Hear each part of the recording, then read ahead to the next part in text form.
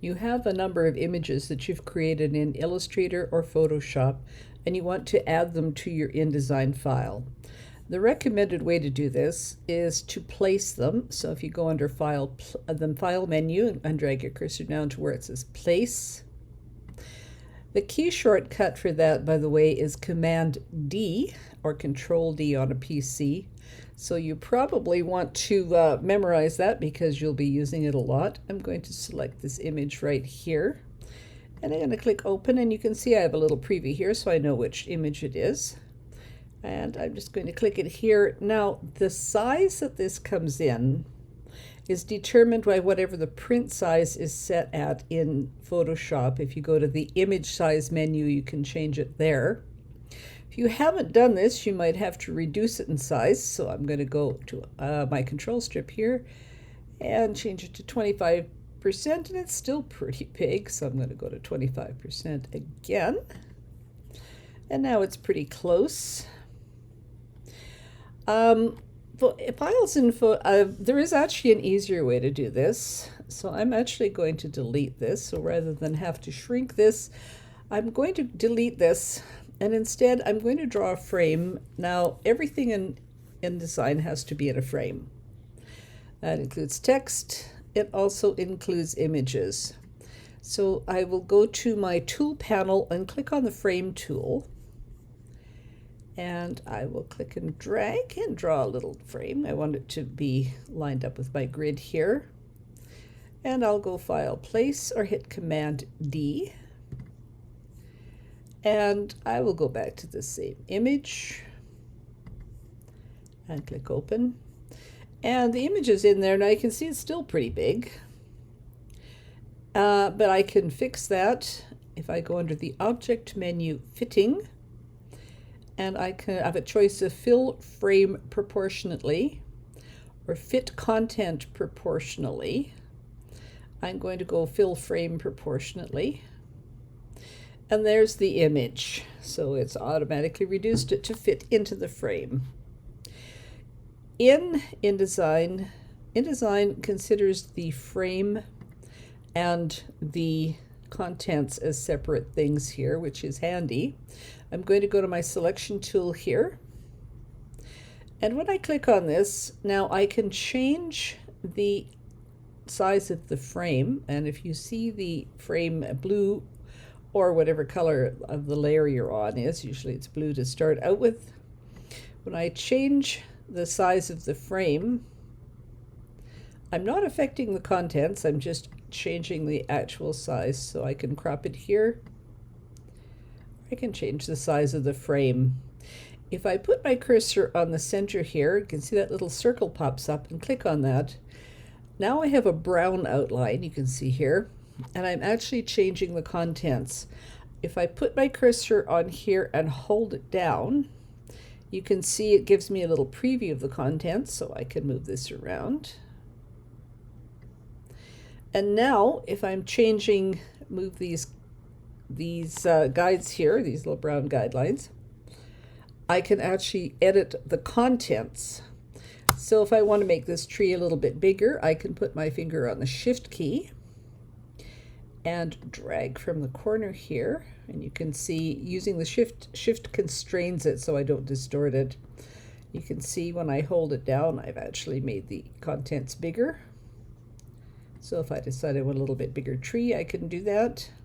So frame, I'm clicking outside here. If you click on you see the frame highlighted here, that means you're affecting the frame. If you see a brown outline, that means you're always affecting the contents.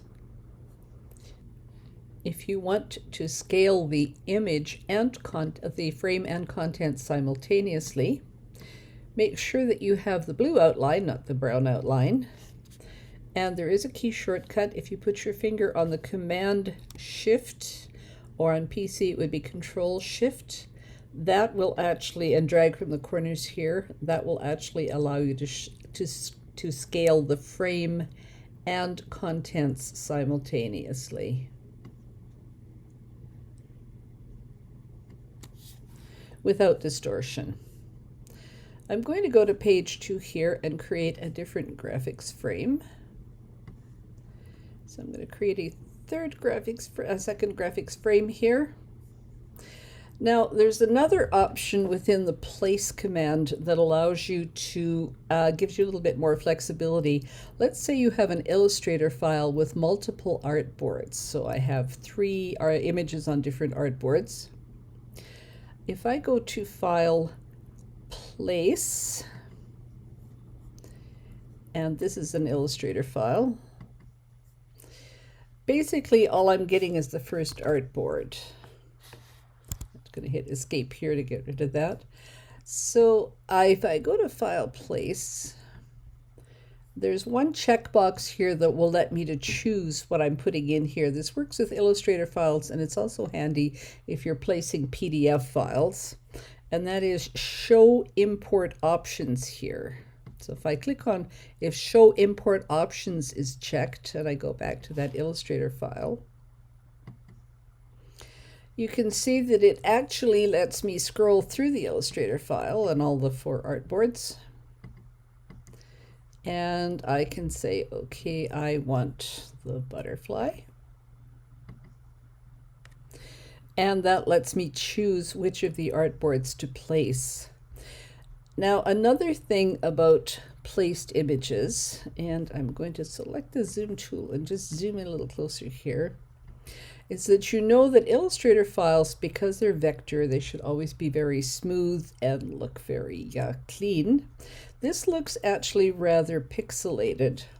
If you see this and you have, you're really worried about why does it look like this, it actually is just the way Illustrator is displaying it for you.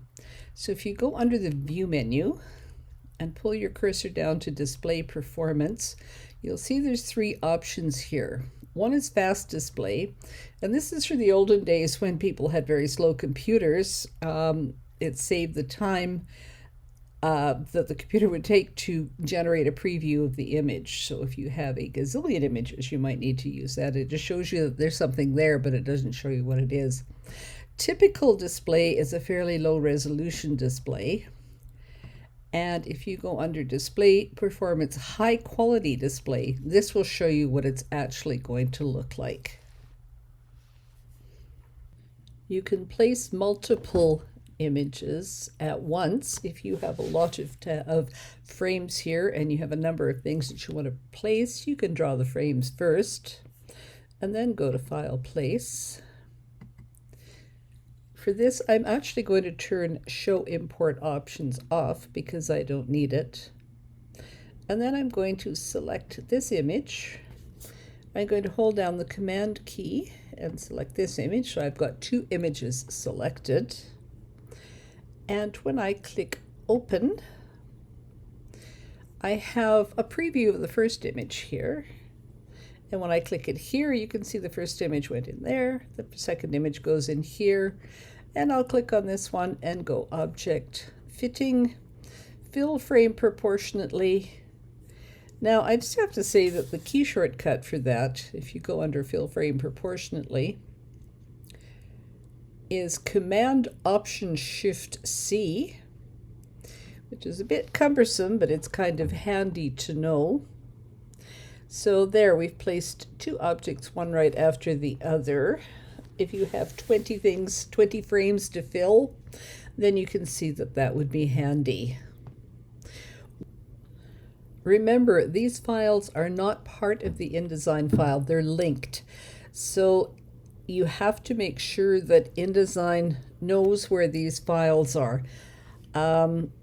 The best strategy is to save your InDesign file into the same folder as you have your images, and then make sure you don't move it. It has to know where those images are. So when I go File, in my InDesign file here, if I go File, Save As, this is where the files are. They're in this folder called Files for InDesign Demo, and you can see that I have saved this into that folder. That way, the files are always where InDesign can find them. If InDesign loses the link to those files, what happens is that it prints or exports the low resolution pixely preview, which is a bad thing.